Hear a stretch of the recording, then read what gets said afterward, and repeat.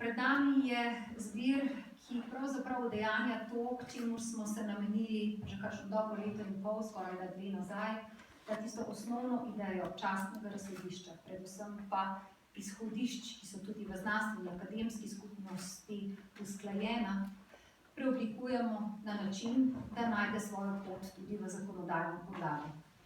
Častno razsodišče je seveda tisto, ki si ga ne le želimo, ampak predvsem tudi potrebujemo, tako iz razlogov globalnih izzivov sveta, ki jih ima tudi v sebi znanstvena in raziskovalna skupnost, kot seveda tudi vseh dogajanj in na koncu koncev tudi vseh integritet, na katerih želimo graditi, tako kot posamezniki, kot seveda družba kot celota.